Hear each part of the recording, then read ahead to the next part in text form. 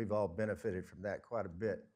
I was talking to Kay Heflin a little earlier when Jeff Jones was up here speaking, and I said, is Jeff getting like an honorarium? Because I'd like to get in on that, but she said, no, we just buy him lunch. So, okay. Yeah. Anyway, I want to say a special thanks to Sam Leitner. Sam, his name's not on the marquee, but Sam's fingerprints are all over this presentation. He spent a lot of time working with me to make it what we think is a pretty good presentation. Overlord was just too big of an operation to take on in one or even a few sessions. It's just so much of it. It was so important in the history of America and Britain, and it's something that changed the world in 1944. I'm going to use some slides like this. I've got a couple of maps, and I've got slides out of those maps, so you don't have to try to train your eyes and come up here one at a time and look at this map or anything. But I will leave this this map out here for quite a long time, so if you're interested in coming to look at it, that'd be fine. I've made 3 hand-drawn slides that I've included in the presentation, and you'll recognize those as they come up. There's 3 of them, and they get better as they go, okay? So I'll point those out.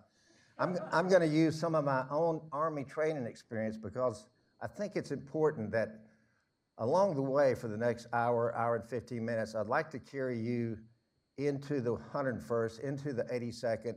I'd like to move you finally at the end of the presentation and take you inside the aircraft as it's flying into a combat situation with the things that are going on inside, the sounds and the smells and bullets hitting the plane and people getting sick. And I want you to leave here just having a little bit of a feel for that. And so I'll try to get us to that point along the way. I keep forgetting everything Sam taught me here. There it is. Okay, here are the sources that I used. And some of my sources, you'll just have to bear with me. It's out of a couple of Steve Ambrose D-Day illustrated edition pictures that I had to use. I had to pull deep out of the archives and get some British film, and you can absolutely tell when this British guy starts talking, he's never been to Alabama, okay? And I'm using some old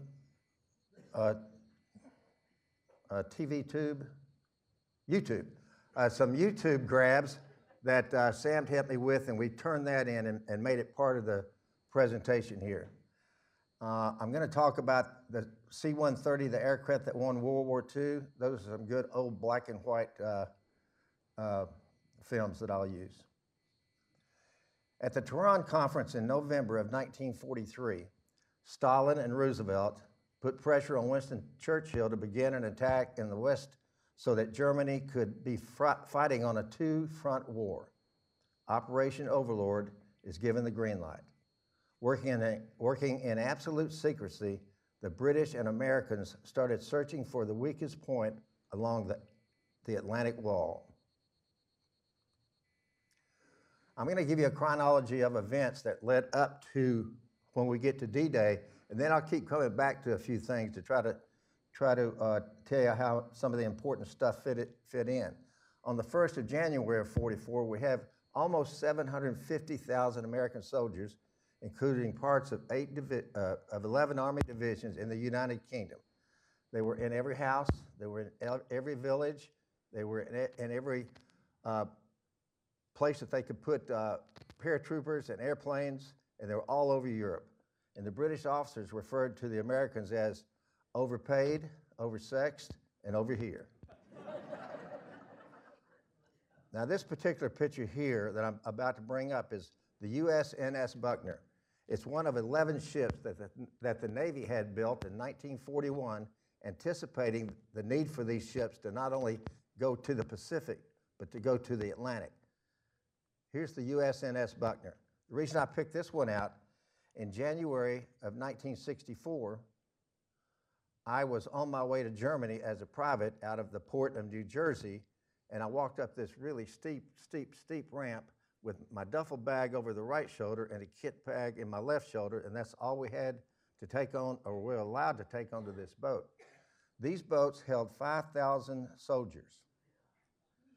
And the way they managed to do that is 5,000 soldiers, you have to stack them pretty deep, about 5 deep, and if you're pretty smart, you get on one of the top bunks going across the Atlantic in January. Just let you make your own decision how that fits in. But they had duffel bags in the back. Let me get this. They had duffel bags in the back of the ship, duffel bags in the front of the ship, and then 5 bays along the middle. And in each of those 5 bays, they had about 1,000 troops on the way to the Pacific, on the way to the Atlantic. They had 5 galleys down there, and they could really turn the food out. I was a private. I was 17 years old. I thought I was having a good time, and I thought the food was pretty good. But anyway, you got a hot breakfast, you got a hot dinner, and in the noontime, they would issue you a sea ration. Little brown box, not too bad. Here's some more chronology of the events.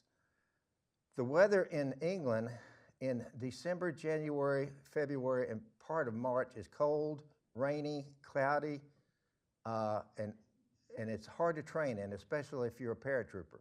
So we did not get the kind of trainings that we needed, dropping paratroopers and pulling gliders and having gliders land in the fields without tearing them up until it got to about the middle of March. Most of the jumps that we made when the weather was bad were daytime jumps. Every jump was chaotic, especially the ones at night. Troops were loaded and sitting, here, the next bullet down, on the 30th of May to the 3 of June, and now we're getting ready to go during the full moon. The full moon was on the 5th of June, so the 4th of June would probably be good. The 6th of June would probably be good. So that was our window. They went ahead and started putting the troops, not the troops, but the troops, loading up the seaborne forces on the boats, and that's complete by the 3rd of June.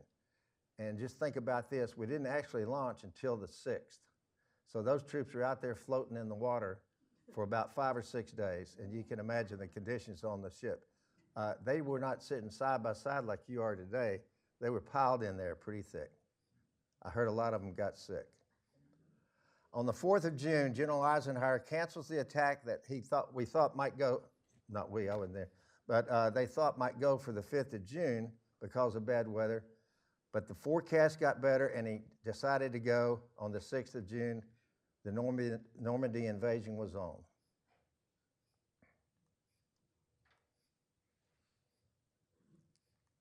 I had to keep turning stuff on and off, so just bear with me. Okay.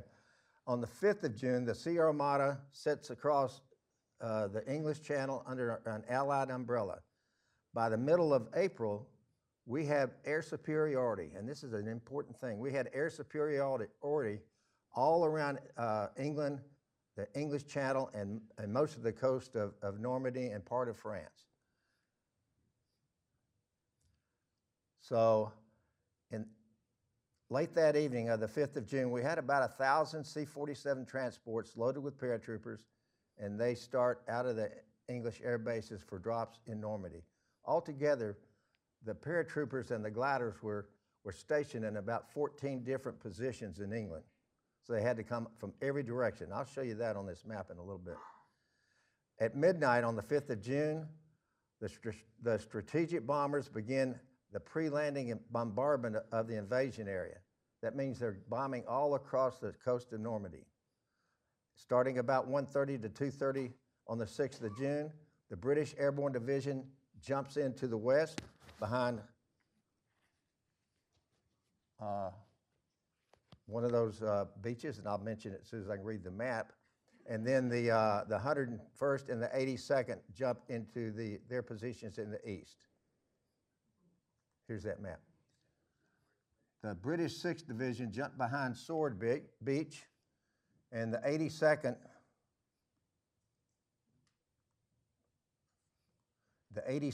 and the 101st jumped behind Utah Beach. And what they were trying to do, and this will be clarified in just a minute with one of my films, the beach defenses were just formidable. I mean, they had been building these, the Germans, for quite a long time, about a year and a half, maybe longer. And so what we thought we were going to have to do is get behind them, make them fight two directions at once. And what we had to have is this road that went from Caen, N13 is the name of the road, up through St. Mary Glees and to the prize, the port of Cherbourg. The port of Cherbourg is a deep water port, and that's what we need in order to build up the beachhead line. We need to bring in tanks, we need to bring in troops by the hundreds, and we need to bring in artillery, engineer equipment, etc. Okay.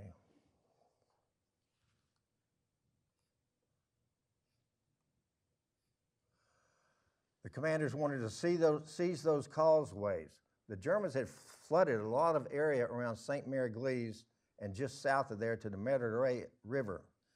And so we had causeways that were running all the way up to Cherbourg, and that's okay as long as we had control of those. And here's a problem that we had.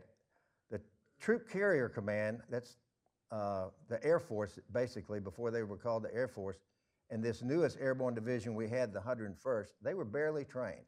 A lot of these glider pilots had not flown a single mission at night when we launched D-Day operation.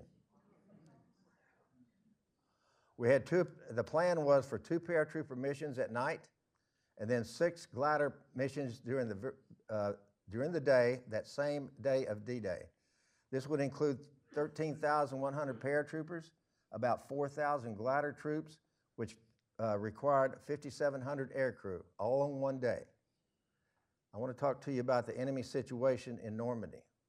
But first, let me ask you, how many people have been to the beaches of Normandy? Quite a bit, maybe a third or that. Anyway, as you well know then, they're beautiful, long, sloping beaches of white sand, and they come up to the ridge line, and that's part of what the ropes are for that I'm going to show you in a few minutes. You might have to climb these ridge lines with ropes and get your force up there. That's coming off of the water. There's a little town of St. Mary Glees that's right in the middle of where we all want to go. And then there's a beautiful countryside there. Well, I commanded, let me first say that the 505th Parachute Infantry Regiment out of the 82nd Airborne Division is the unit that seized St. Mary Glees on D-Day, the 505. Well, it just so happened that I commanded a battalion in the 505 in about 1993 to 1994. So the division commander decided on the 50th anniversary, 6 June 1994, to send me over to St. Mary Glees, and I would participate in a couple of ceremonies there, which were tremendous. You wouldn't believe the amount of French people that came out to enjoy this. I was in my best dressed greens, about 25 pounds lighter, and I presented the mayor of St. Mary Glees with a parachute, and he presented me with a case of wine. Most of that wine got back to the 82nd. But anyway, the thing is that during the invasion, the paratroopers of the 101st and the 82nd drank almost every bottle of wine in the town of St. Mary Glees and every other town they could get to. And the ladies the French ladies in that area, they wanted the parachutes so they could make clothes out of the silk. Okay, so he and I made that swap. While the St. Mary Glees ceremony is taking place, we had a battalion of paratroopers from the 101st, flew all the way from America, stopped in Frankfurt, Germany, and then flew down and dropped a load of paratroopers right outside the city of St. Mary Glees. It was beautiful. After we finished that ceremony, then we went up on top of the hill just above Omaha Beach, where they have a beautiful cemetery up there, and we had a very moving ceremony up there. And you just wouldn't believe how the French people came out, and they just wanted to be close to the paratroopers, you know? They were treating them like rock stars. They were spoiling them, is what they were doing. Okay, I'm moving, I'm turning off my laser. Turning on the next slide. That was in 1994 when I was there, and you've been there since then. This is what it was like in 1944. The Festung Europa, walled in by the formidable defense in depth of the Atlantic Wall.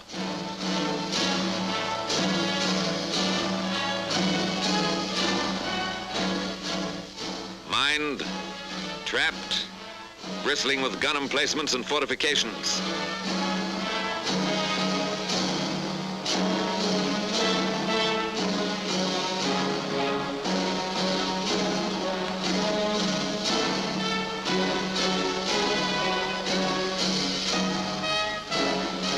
An impregnable barrier, said the Nazis.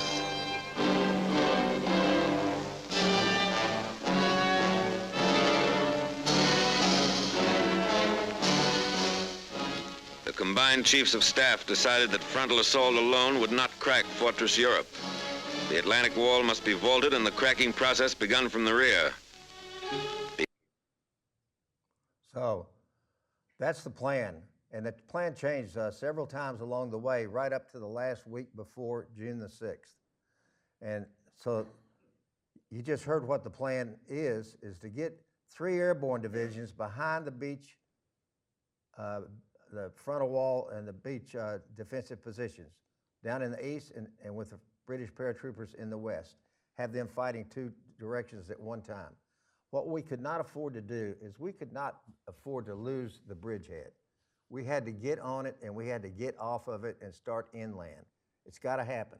We've only got this short period of time during the moonlight, the 4th, 5th, and 6th of June. We've got the forces. We'll never get that amount of forces together for at least a year if this does not work. So the plan is to make it work, and no matter what decisions have to be made in order to get this job done, that's what Eisenhower and the chain of command is doing. I'm afraid somebody will go to sleep before I finish with these slides. In January of 44, Eisenhower is named the Supreme Allied Commander. This is a big deal for military. You need a big dog up here for continuity of command. You need somebody that can make decisions, and if he says this is what it is, that's what it is, okay? All the rest of the commanders go with that. We had 17 different countries that were involved in Operation Overlord. You need one big dog. That was Eisenhower. One of the things he decided early on is he wanted to select a single aircraft that could fly into formation and tow gliders. That's a big ask. Well, we tried out several types of tow aircraft.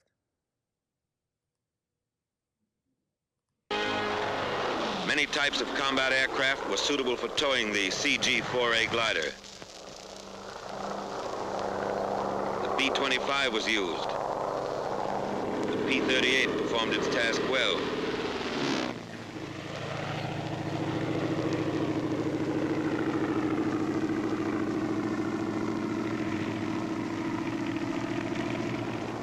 And even the PBY became a tow plane.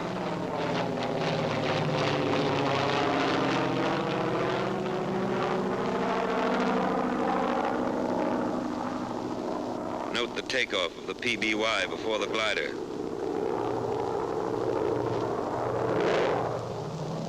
Here's a B-17 in dual tow.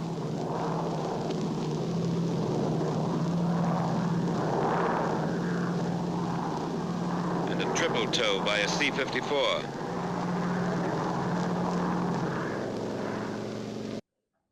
If there's any other job on the 6th of June besides being in one of these gliders as a triple tow, that's what I'd like to do. This looks like a very dangerous job at night, and we finally decided on the C-47. Let me finish this.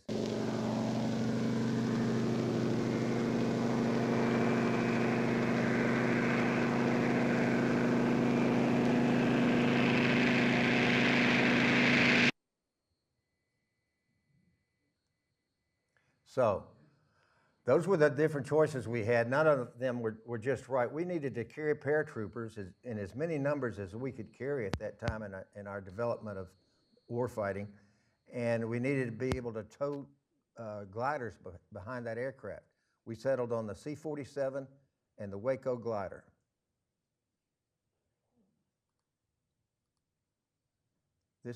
I think this might be that guy from Alabama. Let's see. Unlike many other aircraft, the C-47 wasn't created just for the Second World War. Its roots can be traced back to a civilian aircraft known as the Douglas DC-3. In the early 1930s, the Douglas Aircraft Company developed the DC-3, which was a revolutionary design that allowed airlines to transport passengers and cargo more efficiently and quickly. The DC-3 was so successful that it quickly became the standard for passengers air travel and paved the way for the modern air travel industry. In 1941, as the United States entered World War II, the military saw the potential of the DC-3 as a military transport aircraft. The military version of the DC-3 was designated the C-47, and it quickly became one of the most important aircraft of the war. It was built to withstand the rigors of military service. I see another opportunity for a war story here. In about 1994, I was the 82nd Airborne Division's operations officer, the Division S3. And my boss convinced a buddy of his who was a retired Air Force general to take his airplane that he was flying from Florida to New Mexico to put in a museum, and that was a C-47 just like this. And he was going to stop off at Fort Bragg, refuel, and then go to New Mexico.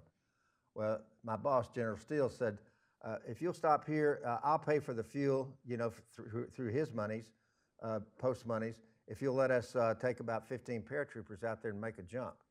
So he said, okay, we'll do it.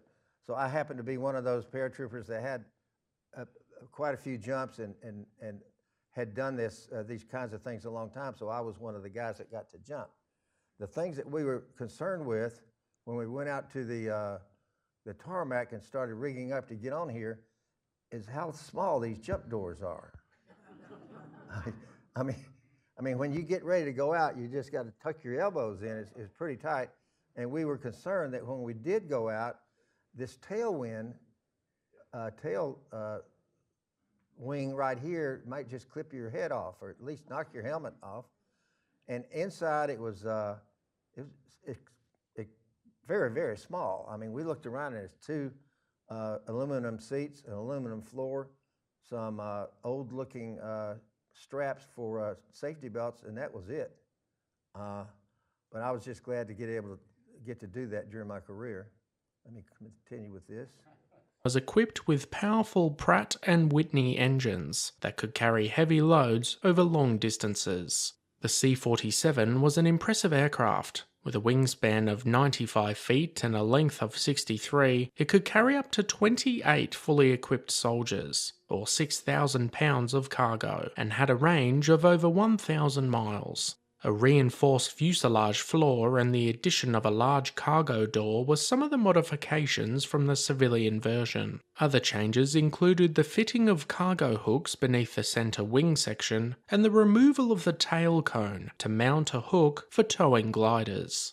During the war, the C-47 played a critical role in transporting troops, equipment, and supplies across the globe. It was used extensively in the European and Pacific theatres, and its reliability and versatility made it indispensable to the war effort. Its use wasn't just limited to the United States. The British and Commonwealth countries also saw its many advantages and put it into service. However, the British created a mnemonic acronym for the aircraft's name, referring to it as the Dakota, which stood for Douglas Aircraft Company Transport Aircraft.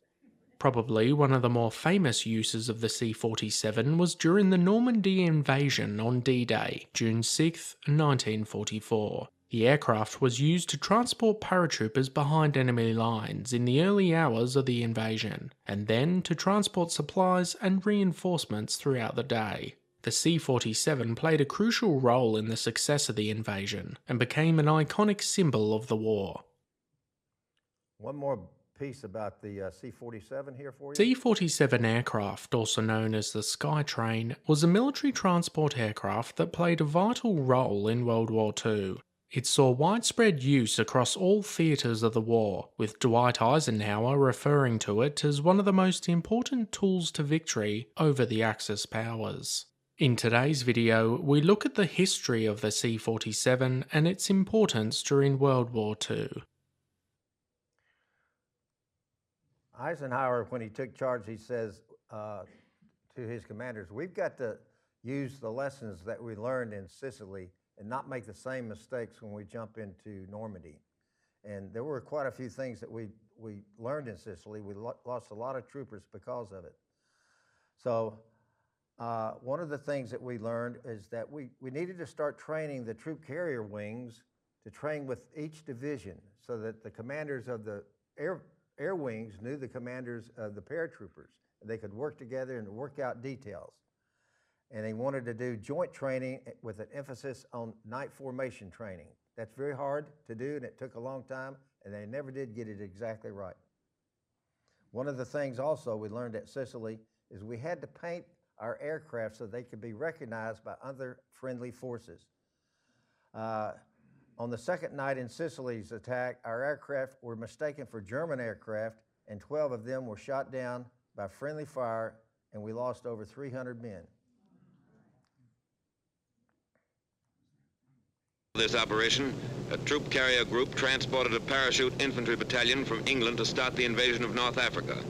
But the invasion of Sicily was the first real test for troop carrier units, which had trained in maneuvers in Texas, the Carolinas, and England.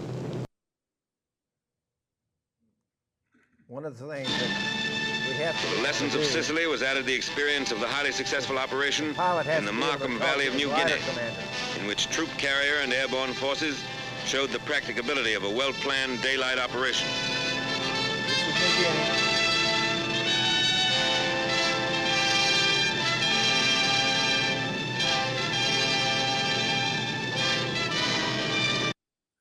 This is basically what we're after. We want to get a lot of paratroopers in a small space with the troops and their commanders so that they can get on the ground, get a hold of their equipment, have the chain of command there, and go to the objective.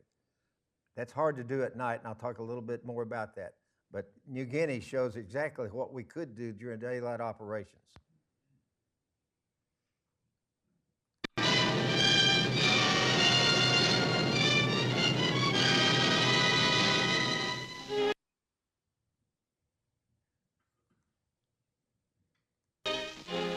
Back in the United States, many lessons learned from the operations in Sicily, Markham Valley, and Salerno were made a part of training and maneuvers. The Griswold nose was developed to protect the glider in rough landings. A parachute arrestor was adopted to permit landing the glider in restricted areas.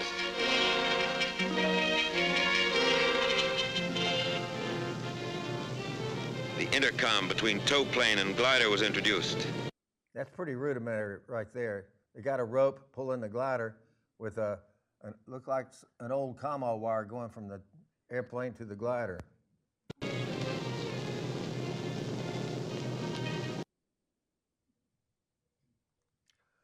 Okay, individual training for paratroopers takes place at Fort Benning. It's 3 weeks long. It's got a basic week and then a tower week where they jump out of towers, and then a jump week where they make 5 jumps all total. 3 jumps without equipment, daytime, 1 jump with equipment, daytime, and then 1 jump with equipment at night. And that's their training before they come to England. The only other guy that I know of that's been jumping out of airplanes before is Bob Regan in the back. Bob's got all kinds of jumps. 5, I think, right, Bob? All right.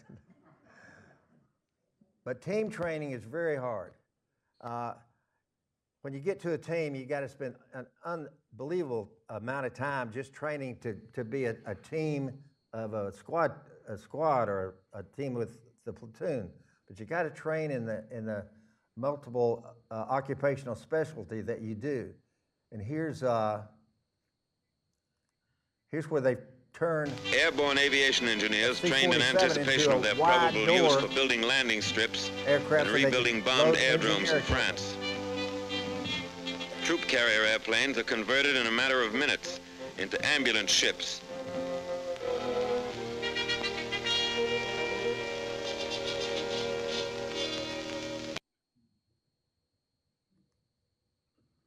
We had never done glider training before. This is a first.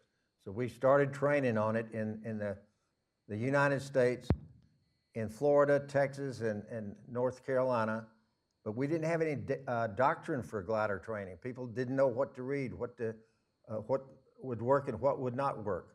So we had to go through that with the Army. Airborne and troop carrier units are theater of operation forces. Their employment must be an integral part of the basic plan made by the agency directing all land, sea, and air forces in the operation. The coordinating directive must be issued in time to allow realistic preparation and training by troop carrier and airborne units for the specific operation. Airborne troops must be employed in mass and the bulk of the force landed in as small an area as possible. The use of highly trained Pathfinder teams dropped in advance to mark dropping zones and glider landing zones is essential. Resupply operations, that's difficult to do and it has to be timely. You take a paratrooper and I'll show you what he wears, it's not very much. So when he jumps in at night, if you can't get things to him before the sun comes up, he's got to deal with lack of food, lack of water, lack of ammunition, trying to link up with his buddies. And I'll tell you what, only the leaders know how to read a map in the military in 1944. So if you got a lot of privates out there and they start gathering together, well, who's going to be in charge? You know, you're just keeping your fingers crossed and hope if it comes down to it, even a second lieutenant will do. You know, so but you need that.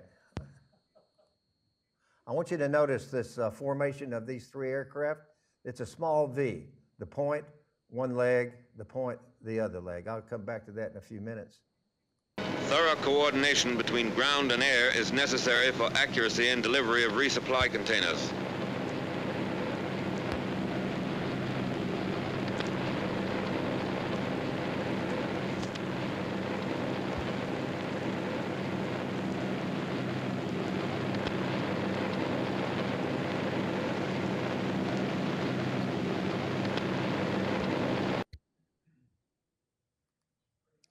Okay, these three things right here are hard.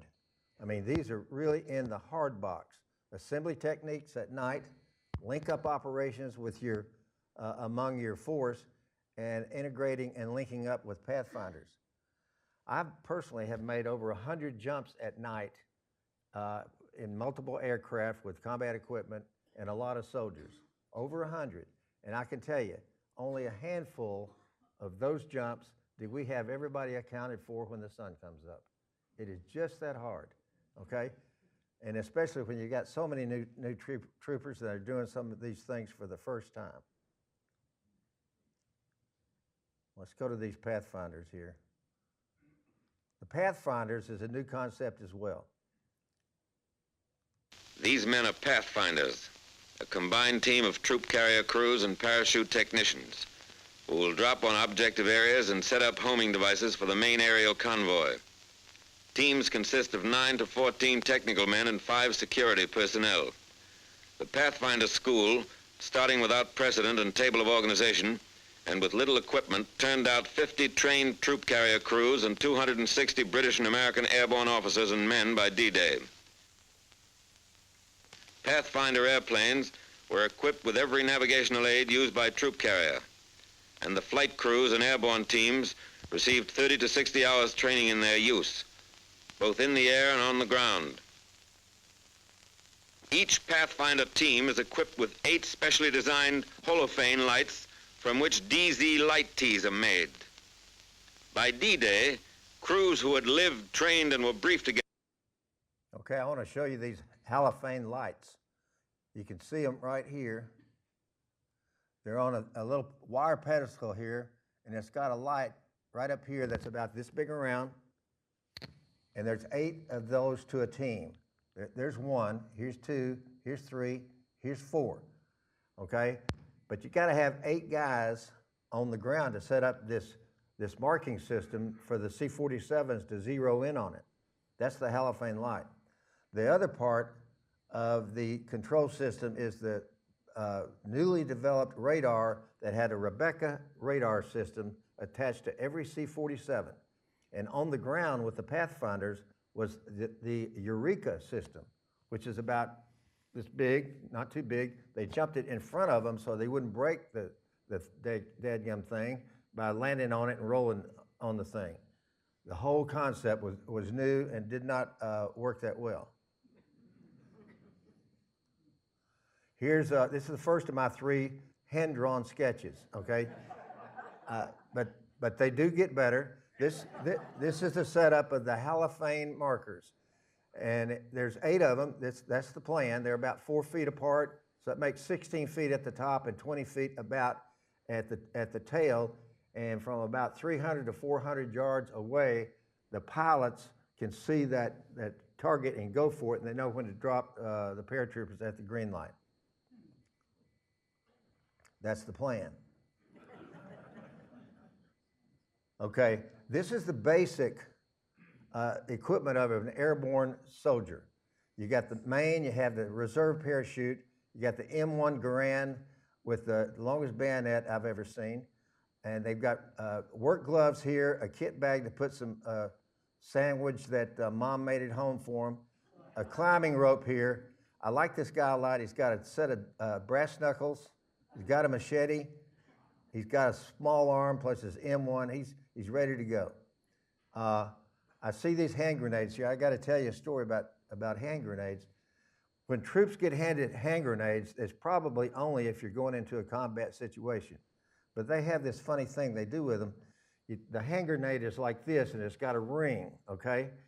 And you have to grab it and grab the ring and pull really hard to get the ring out, and then you can throw the hand grenade. The spoon pops out, and in a few seconds, the hand grenade will explode. Well, what the troops do, bless their heart, they take that ring that has 2 pieces of wire that go through the spoon. And in order to get it out quicker and easier and everything, they'll take that ring, that wire that's split like this, and they'll close it down like that. And what that does, it makes a situation that it can pull off of their equipment at any time. And I had that in mind when we went into Panama because we passed out all these grenades. I'll tell you about that in a little bit. Okay, this is really important little slide here. These are the elements that affect airborne operations. And you got to get all of this together, okay? This is up to the leadership of the division and the corps and guys like General Eisenhower.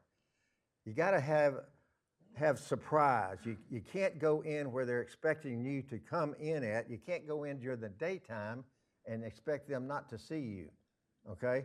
And surprise goes along with deception. If you can get surprise and deception together in the right way, you can convince the enemy forces that you're going over here, for instance, the Pas de Calais, instead of going down here, for instance, the Normandy beaches. And we did a pretty good job, the Allies did in 1944, of pulling this deception effort off. We did it in a lot of ways. One of the main things we did is we moved Patton up into the Pas de Calais area, and he stayed up there for about a month. And we had radio signals, false radio signals going out of there that would just let the Germans know a little bit at a time about what's going on in the Pas de Calais as far as our buildup of forces and preparations to cross at that point into Calais. Just enough information that they believed it. We built hundreds of these craft right here. These are landing craft. They're really just made out of plywood and canvas, but we had a lot of them, and from 6,000 or 7,000 feet in the air, and remember, by now we had air superiority, so they weren't flying low and slow, they were flying high and taking pictures. We also had rubber tanks like this. You see those guys who are just lifting it up. Had hundreds of these up in the Pas de Calais. It's all part of the deception effort and get the Germans to believe that's where we're going to go. If we had a rubber George Patton right up here, we'd I'm sure they did believe that. We also had rubber trucks, okay? They were all over the place up at the Pas de Calais.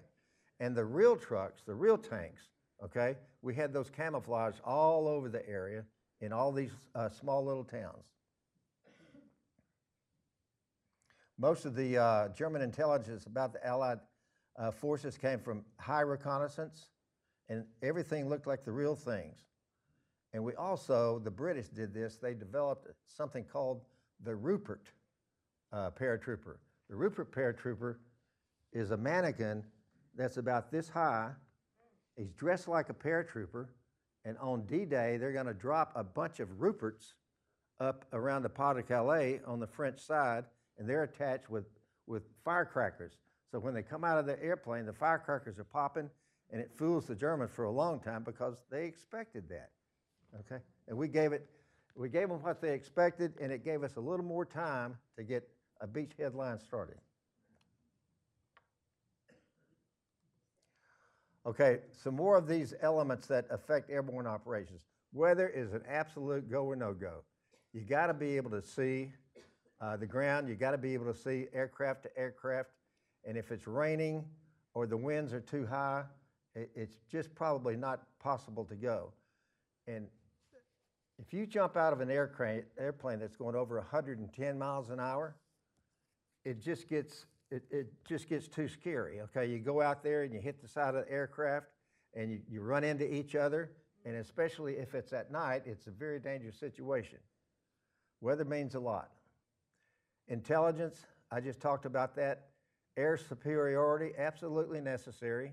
We finally gained that about mid-April, and from then on, our air bombers that were bombing the coast and bombing inland, they had P-51 fighter aircraft. That was a pretty new aircraft during that time. P-51s escorting our bombers. That made a lot of difference to things. Logistics, I think I've already made the point, but logistics has got to be timely. Paratroopers don't last long on the ground, okay?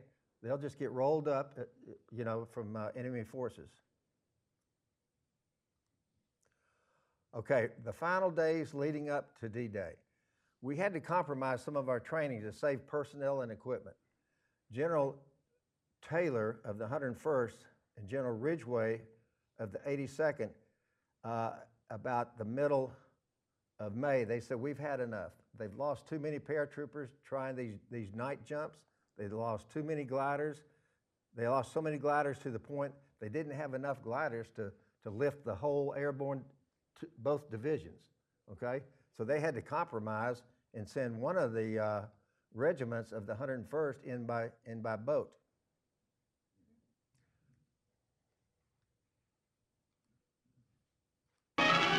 If fields small enough for practical operational training are used, there are certain to be crack-ups. A compromise must be made between realistic training and the number of gliders which may be expended on the maneuver.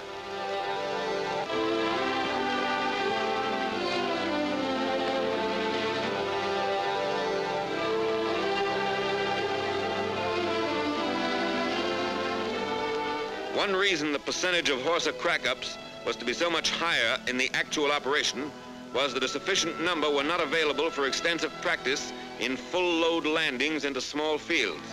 Because of their rugged fuselage construction, most of the CG-4A gliders, which sustain damage upon landing, deliver their loads of personnel and equipment in fighting condition. What we found out, If fields small enough, what we found out about the Horsa, which we didn't have anywhere near as many of those, that was the British glider. But they were heavier, and when they crashed and they started breaking apart, you couldn't really put them back together. You had to get another Horsa built. But the Waco gliders, even though they were lighter, they were made out of aluminum and aluminum siding, sometimes canvas siding, but you could reuse that aircraft, and the United States were manufacturing them as fast as they could. It was a better glider.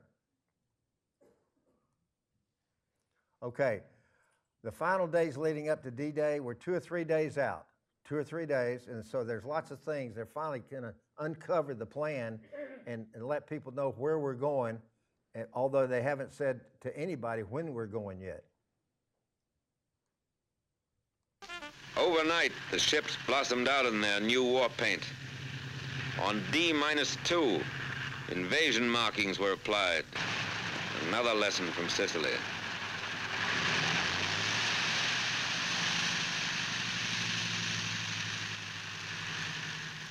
Invasion money revealed the objective. By now, the If they're giving you francs, you're not going to Germany. High Command insisted that individuals should know their destination.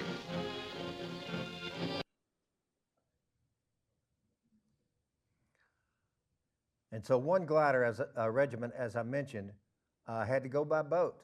Now, when you're talking about a glider regiment, you're talking about 1,800 paratroopers, trained hard, ready to go. They're mad, they're pissed off, they want to kill some Germans, okay? But now they're going in by boat. So all the fun's kind of taken out of it for those guys. And the regimental commanders got one less, the division commanders got one less regiment in St. Mary Gleaves area.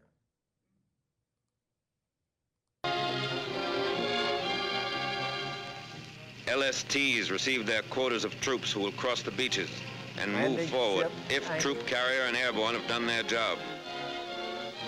One glider regiment of the 101st was to go in by boat, as were some attached and supporting units of both divisions. The lift, or the required aircraft and gliders, was not available to put them in by air as early as needed.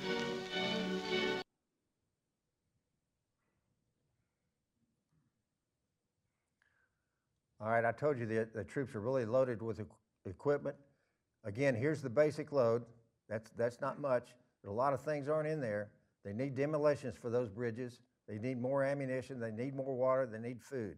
They need artillery rounds and artillery pieces. Here's an actual clip from the 5th of June, getting rigged up to go that night. You can tell this is the 101st. It's called the Screaming Eagles. And this thing they're putting on right here, let me get my high-speed laser pointer. This thing right here is called a May West. And we still use the same thing today, okay? If you're flying over water, you gotta wear a May West. That's part of the safety things. But the problem with the May West is when you put it on over underneath your head, you got so much stuff on, you end up putting the reserve parachute over the May West. I mean, I'm a pretty good swimmer, but I'm not good enough to get that reserve parachute off and get everything sorted out so I can blow up my May West.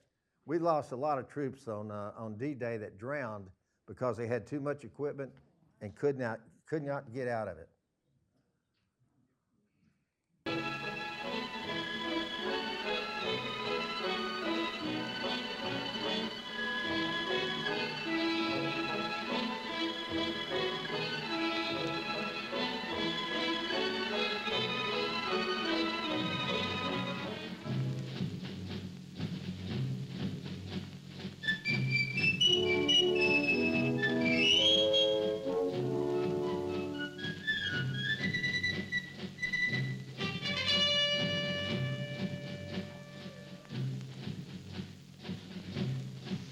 Pilot and crew chief make a final check of the parapacks. And here's another final check, this time by the jump master just before the men go aboard.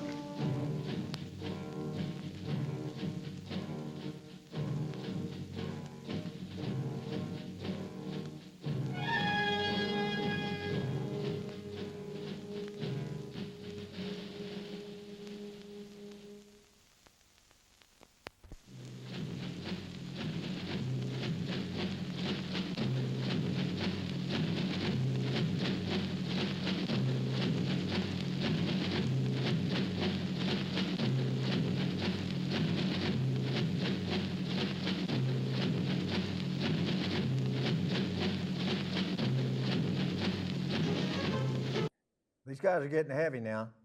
They got to have somebody else to help them just to get up those 2 steps into the plane.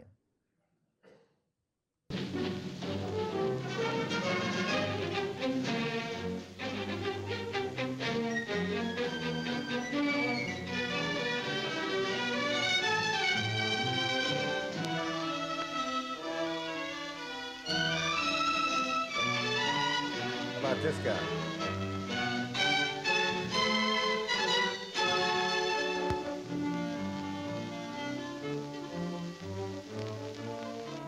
This trooper will drop his British leg pack loaded with demolition supplies just before he lands.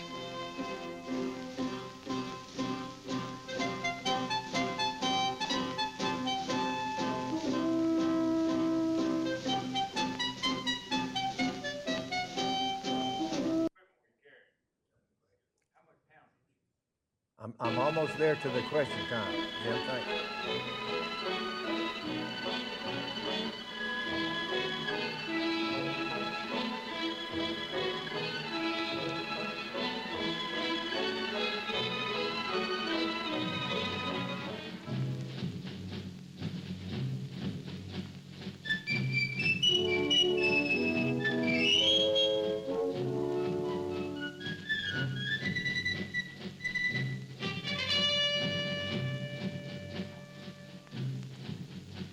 These 101st guys were always showing off with that mohawk haircut.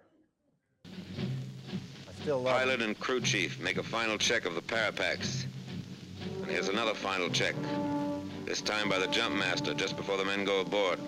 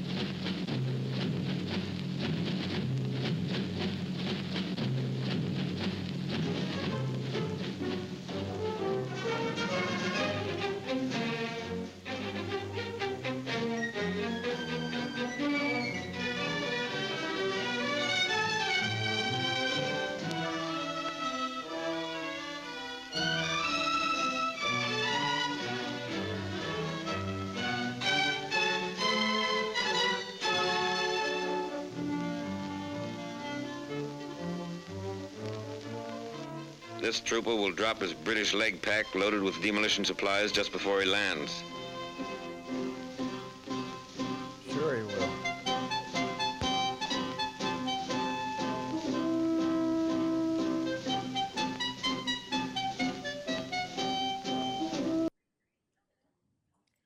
Okay, I'm going to show this map, and it's this map right here, but we've made it into a slide, and let me see if I can point out a few things about, you don't need to know everything, but I'll show you what I think is important. Okay. We were stationed at about 14 different places. This is England up here. This is the Pot of Calais right here, the narrowest point. This is Normandy, the beachheads. This is the Cotentin Peninsula right here, and that little dot is Cherbourg, the port. That's what we're after. So the airborne troops came down in a route like this, the 101st and the 82nd, and they reached a point right down here, and that's called Hoboken.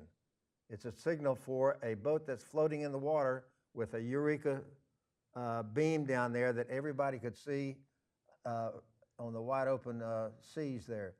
So that everybody was perfect getting down to there, and they turned hard left, went between the islands of Guernsey here and Adelaide right there, a smaller island, and then headed into the western part of the peninsula.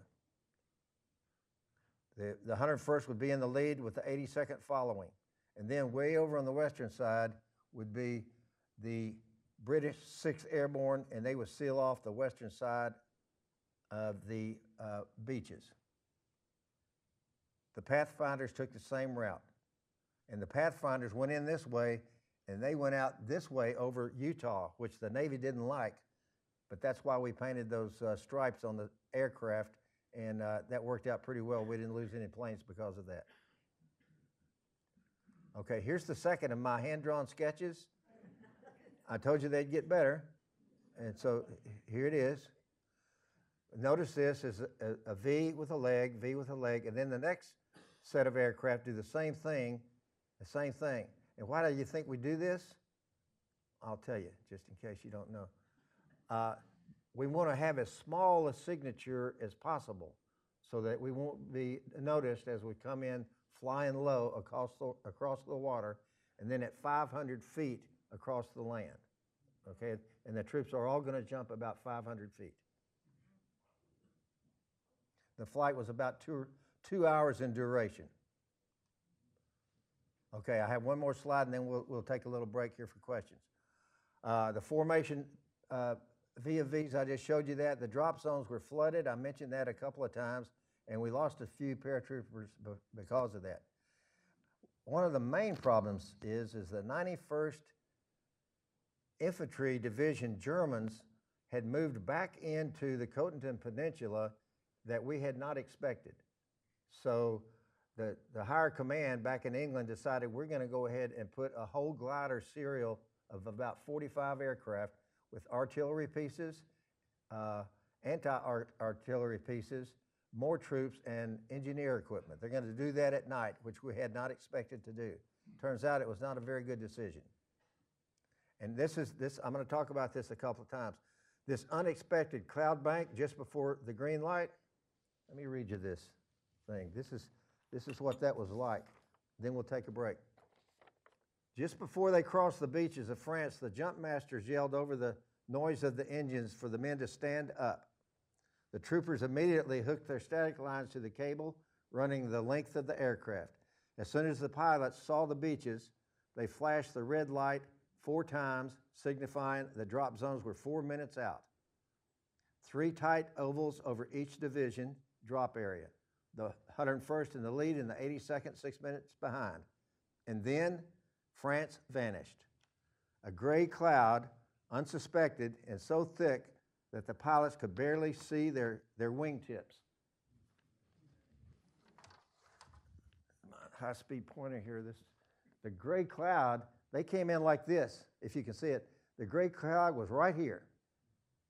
And they flew into it, and they stayed into it until the 101st was almost past their DZs.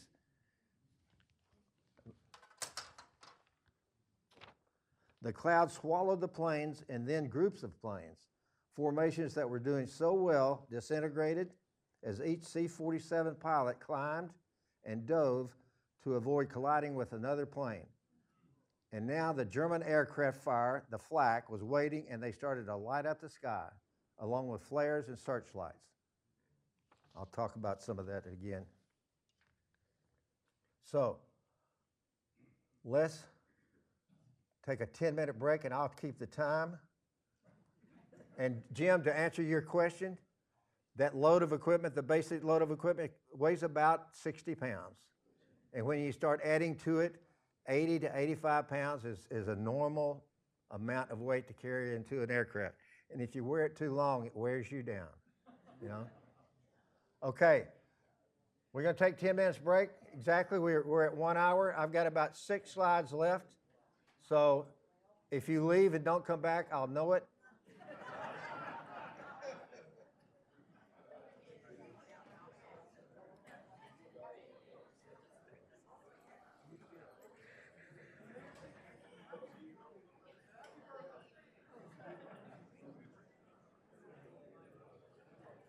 Thanks. Hello, John. Jim Scalise. Hey, Jim. How you doing? If you have a chance, you might want to just mention to the group about the 20,000 French civilians who died during the bombardment of Normandy as we stormed the beaches. Okay, I will. I'm going to talk about. I'll mention that. Yeah, because people think, hey, no one remember what happened to the French people that were living there when this was going on. My friend Jim, by the way. Jim,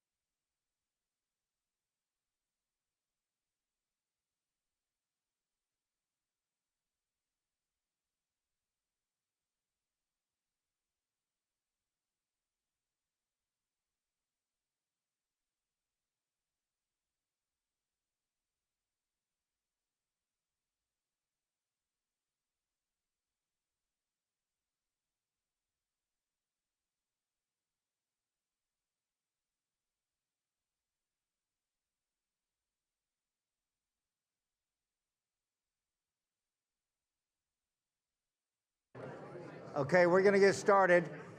We're going to get started in about 2 minutes. So I hope you'll go ahead and take your seats. I'm going to start anyway. Fabulous. Is it all right? Oh, it's terrific. Even from the outer edges, I was a few minutes late coming in. Yeah. If you want to, I just learned that today is John Scoville's It's his birthday. 88th birthday. Yeah, okay. Yes, yeah. Thanks, Jim. Thank you. Okay. John, I have a question. When they jumped, how did they manage not to tangle up in the lines?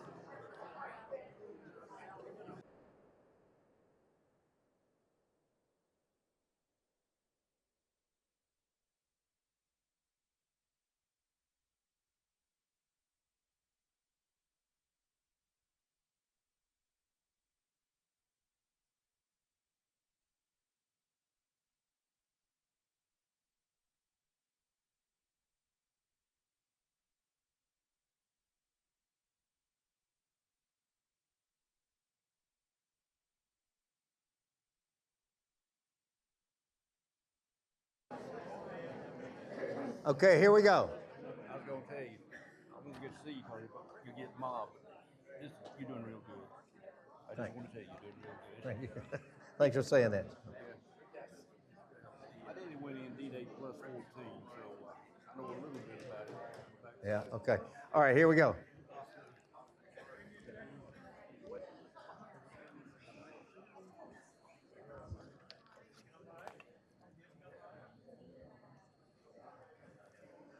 Okay, everybody with me? Yep. Sam, take a head count if anybody snuck out and didn't come back. I want to know it. Okay, D-Day begins at 21:54. That's military talk for 9:54 in the evening. At dusk, Pathfinder teams board the ships that will show the way into enemy territory.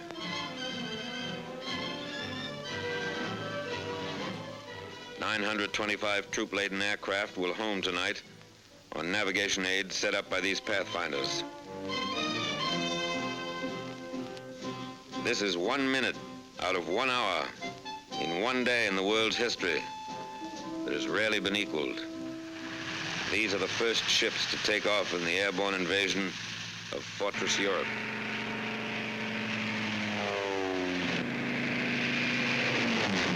First Pathfinder ship is airborne at 21:54. Okay, the situation on the drop zones, as I mentioned, has changed. The 91st Infantry Division has moved back into that area, and they brought armor with them. That was unexpected by the Allies. We got a lot of information from the French resistance, the Marquis, as they were called, but we didn't get that piece of information.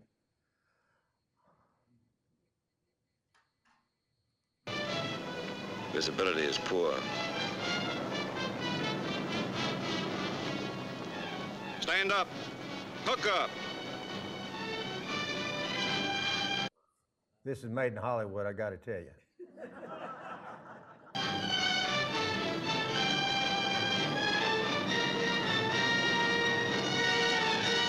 Ready with the red. Show the red. Stand to door. Ready with the green. Show the green. Go.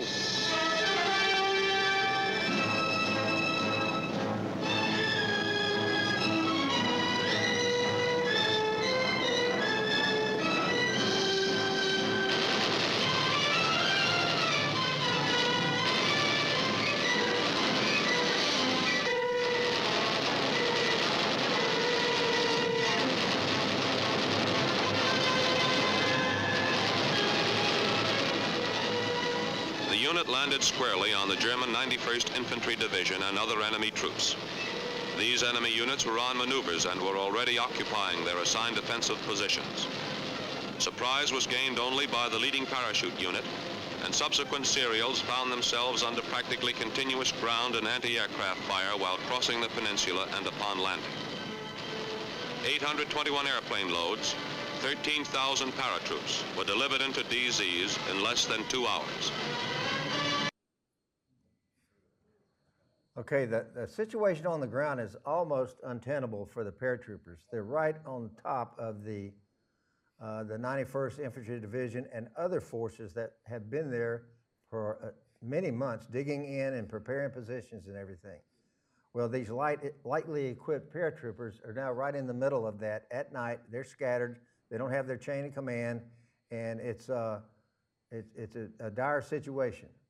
It did not go too well. The very much needed equipment that was that came in by that first glider mission that went in at night, was a lot of it was damaged and a lot of it was unusable and a lot of it was in German hands.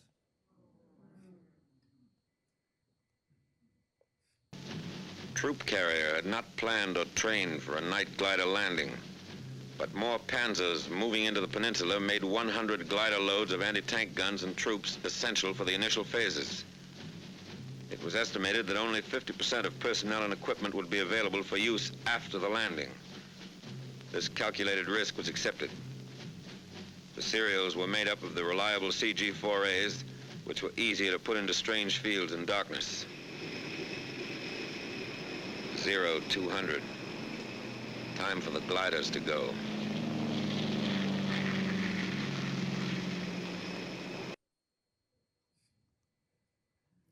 Okay. We've had a lot of bombing right on the coast of Normandy on the defensive position of the Germans, and that's been taking place for several hours, plus several days. And now we've got this huge armada of Navy coming to the beach, and now we have paratroopers behind Utah Beach and behind Sword Beach on the west. So now it's time to move these heavy bombers inland to stop the Germans from coming down those roads, down those railroad tracks, and getting into the fight before we're ready to have a good beachhead line, okay? And I've got a little clip here for that.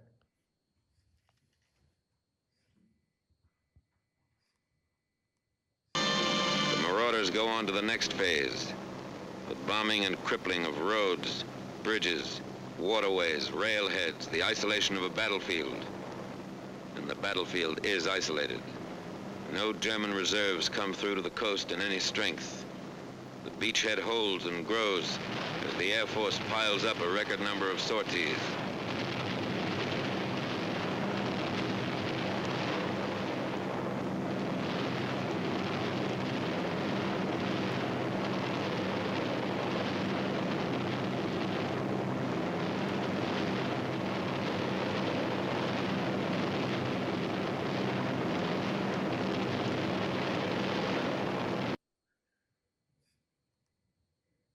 Okay, the operation is underway. Things are starting to happen the way we planned them to happen, except for the Pathfinders and the gliders are not doing so well at night. But we've got all these other 8 series of gliders. We're starting to bring them in now. Back in England, the next glider serials are being marshaled for the takeoff. The C-47s are doing double duty. Back from the paratroop drops, they're ready to take off with gliders. Dual tow had been practiced in the States, but it was not used in this operation due to the extra time necessary for air assembly and to the additional marshalling space which it would require on the aerodromes.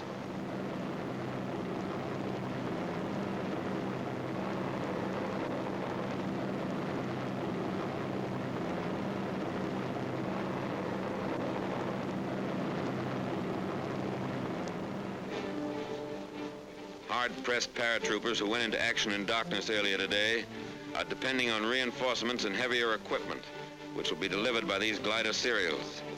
3 groups of fighter cover are in takeoff position at aerodromes to the south.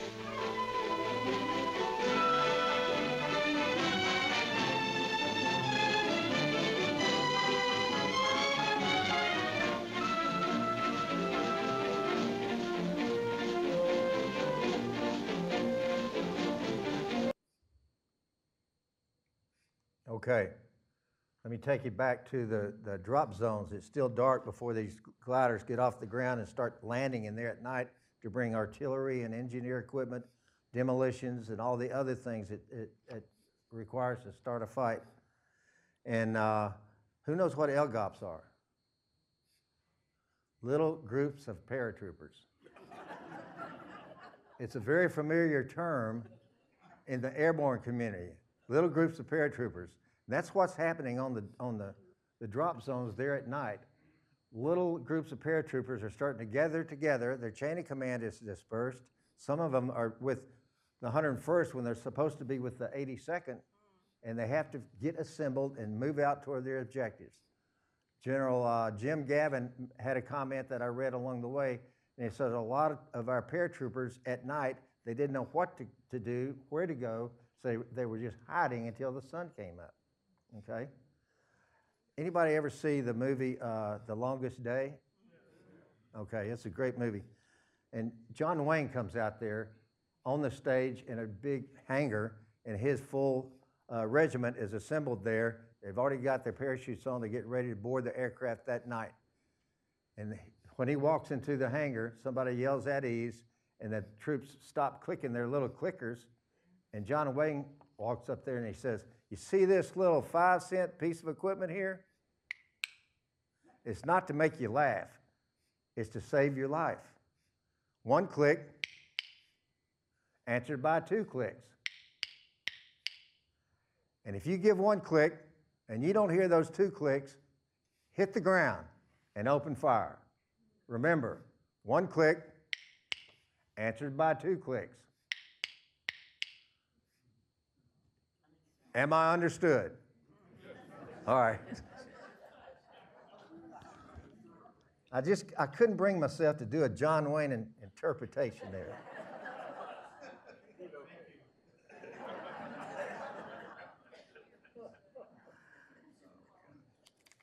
Okay.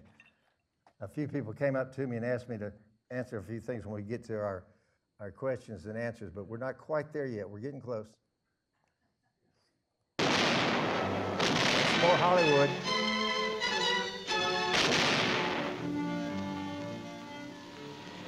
The 82nd and 101st Airborne Divisions were in action 33 and 24 days respectively. The 82nd, having captured Saint-Mère-Église and secured the bridgehead across the Mer de Ré River, destroyed other river crossings, protected the flank of the 7th Army Corps, and drove west to the Douve River. The 101st seized the areas assigned it, destroyed bridges, and drove on to Carentan to establish a defense area there.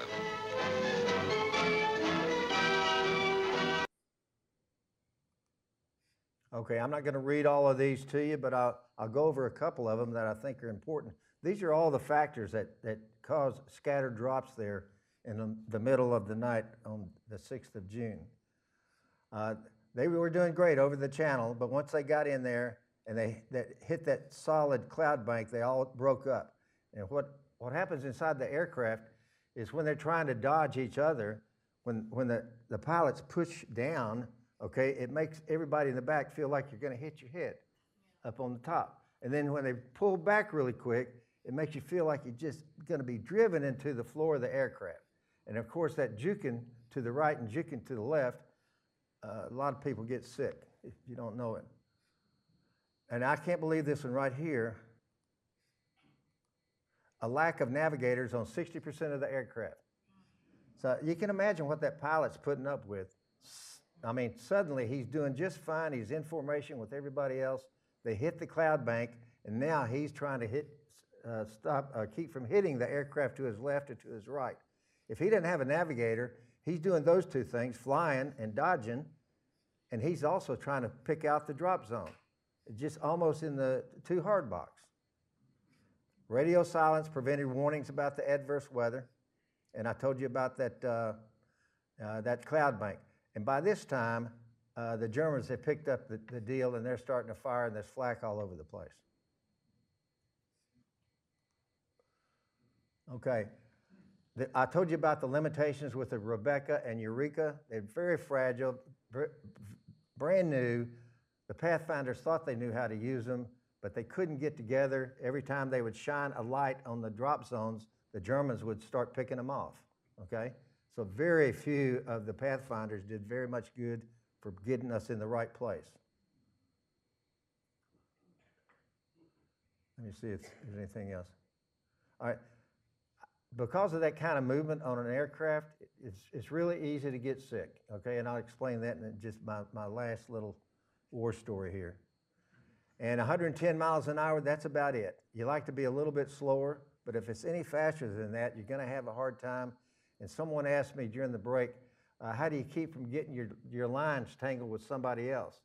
And it's all a matter of what we've trained to do for many, many years. If you just keep going out, your parachute will open about this far from the guy behind you, and you won't get tangled. Your parachute opens, and it basically keeps each other going in the same way, whichever way the wind's blowing, and you don't get tangled up.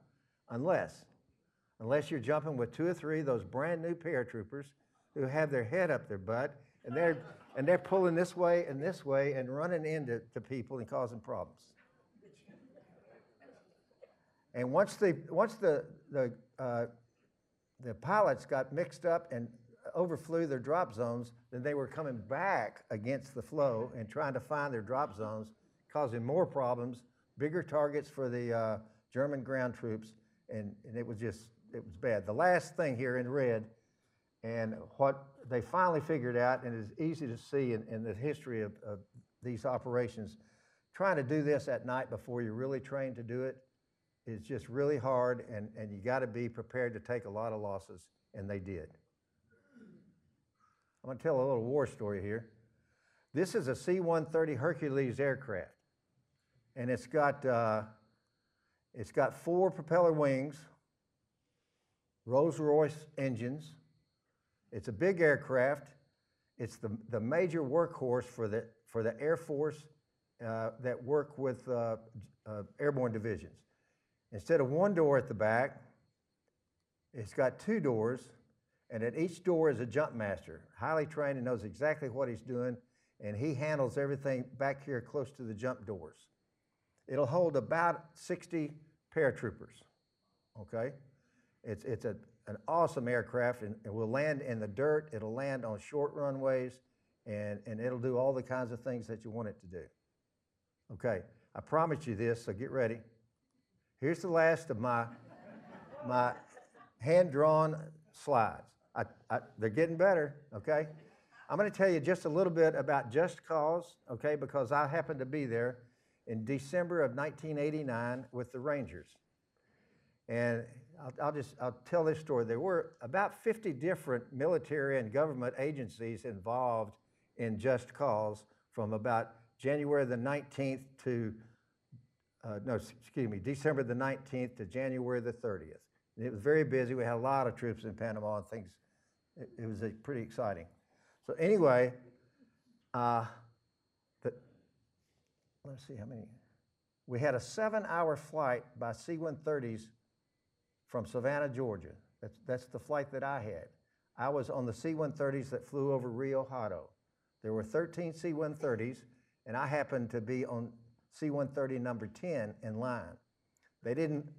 Once they got off of the water and they started in toward the land about 7 or 8 miles out, they started landing up in trail formation, one behind the other, 13 thick. While that's happening, over in Tucumán International Airport, 5 companies of Rangers are jumping out of C-141 Starlifters, and they're seizing this airfield and taking charge of Noriega's airplane and his headquarters there. And over here at Modelo Prison, Kurt Muse was a prisoner in Modelo Prison, and he was being rescued at the same time. And all of this took place that started at exactly 1 o'clock in the morning on 20 December. So the Special Operations Forces, Delta particularly, they were doing this. Some Rangers were doing this, and at the same time, Ranger Scroggins and his crowd was jumping on Rio Hato Airfield. We had 6 companies of Panamanian paratroopers right in these 2 big buildings. So the concept was, is we would fly straight over the runway, and it was a long runway and a wide runway. We would fly straight over the runway, land on the asphalt. The Rangers would move off to the right side, if you will, and we would get our act together and get coordinated with elements, platoon, company, and battalion-size elements, and then we would attack these two buildings full of Panamanian soldiers. By the time the last aircraft got over here, the Panamanians were wide awake. They had their small arms fire, and they were outside of their buildings firing across at Rangers, but they couldn't resist firing up at these airplanes that were all flying at 500 feet high. I just want to tell you what this is like in the aircraft. I was about middle ways on the aircraft over on the right-hand door. Aircraft is going this way, I'm on the right-hand door and facing toward the rear where the opening doors are.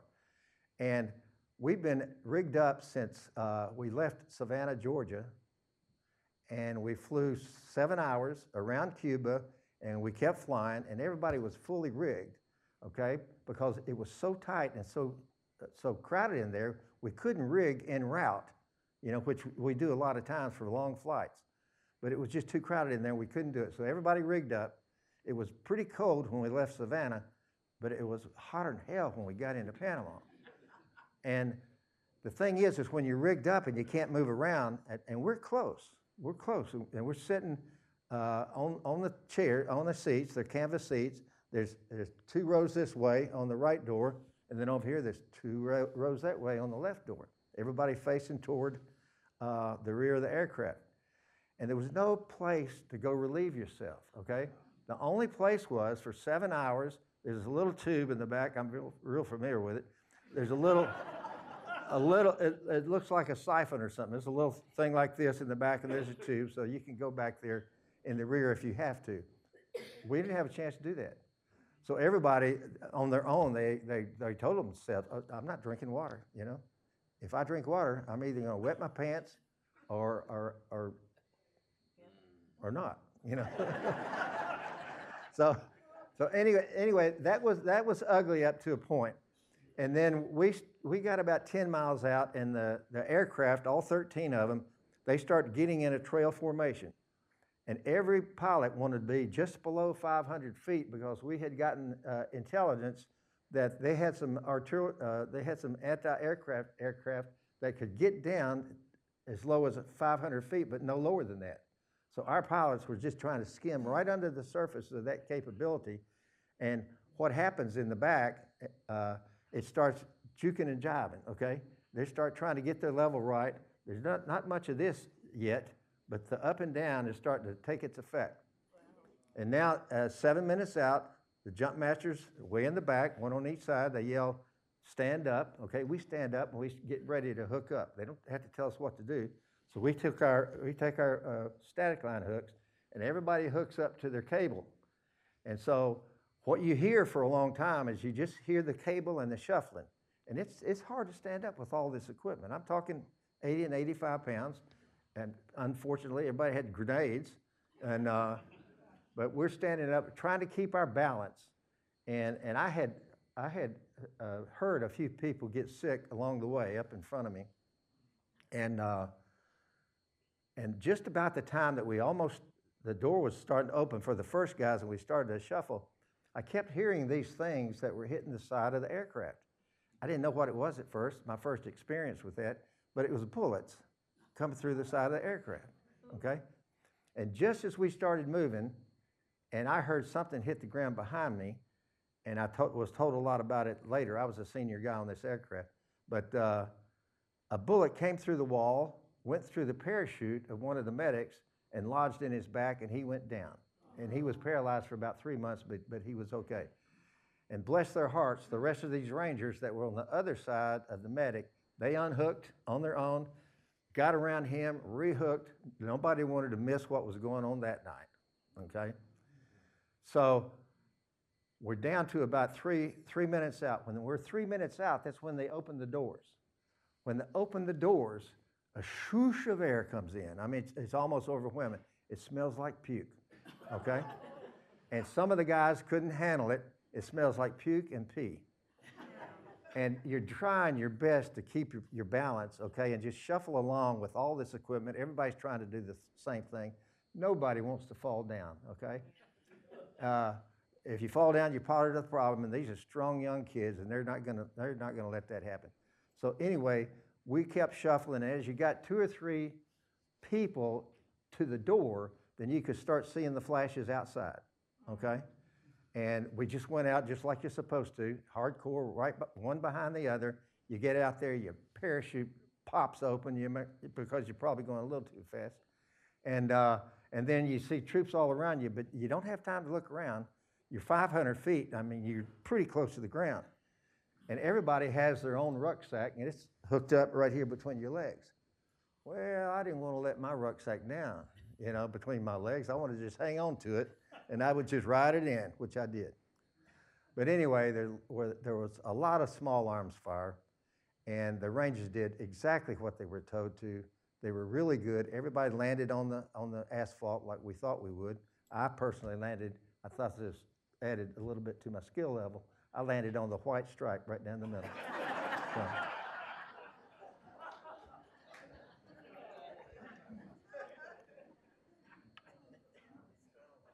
That's enough about Just Cause. It was a big operation with a lot of moving parts. In my view, we may never do another night jump like that. It's too many things. You saw that list of things that you had to put together before you do an airborne operations. Okay, here's my last video. I'll show you this right now. This is part of the price paid for 6 and 7, June 1944.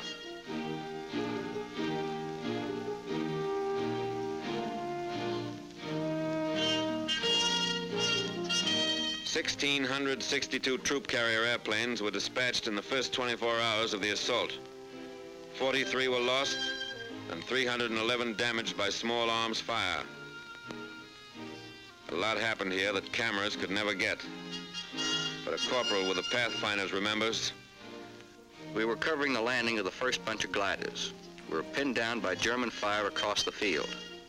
As the men came running out, they stepped right into it and started to drop all around us. The German cannon blew one glider right apart. A veteran glider pilot. A night glider operation means more landing casualties and extreme difficulty in unloading. It is certainly not desirable if a dawn or dusk landing is at all practicable. A power pilot. I flew in a parachute serial the first night and the navigation aids really worked. But I couldn't see the light T, which was supposed to be on my drop zone. A War Department observer who entered combat with one of the airborne divisions. Troops were dropped generally in the vicinity of the DZs, but were badly scattered. It appears that prearranged supply systems are not flexible enough for airborne combat. Supplies should be dropped as called for by local commanders rather than dropped en masse. Large-scale parachute resupply drops are wasteful and should be restricted to emergencies.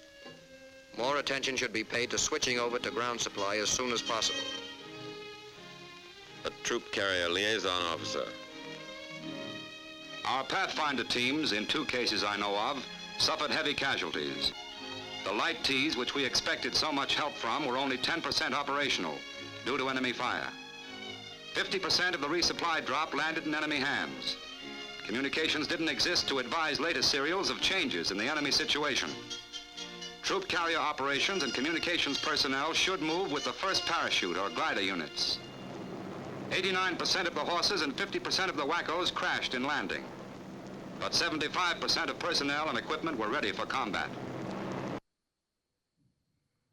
Okay, that's it. I'll be glad to entertain any questions. If you do have a question, please raise your hand and somebody will come to you with a mic. And even though you think you speak very loud, you really do need the mic for all these people, not me, that have hearing aids and things, okay? Any questions from anyone? Okay, I guess, what, Wiz? I got a comment, but I'll wait for the mic. All right. She went backstage to get a mic. And here's one coming behind you from Susan. I just want to mention that Liz and I lived in the same community that John and Katie did, as well as Margie Spory. And we got to know John and Katie pretty well there. And we went to John's retirement from the Army. And that was at Fort Bragg. And there were a number of high-ranking folks there, a couple of generals, as I recall. And I remember one general saying specifically, which I thought was very appropriate for John, and maybe you have figured that out in hearing him today. And what he said about John Scroggins was that John was a soldier's soldier. And I think that really said it all. Thanks, Liz. Thank you.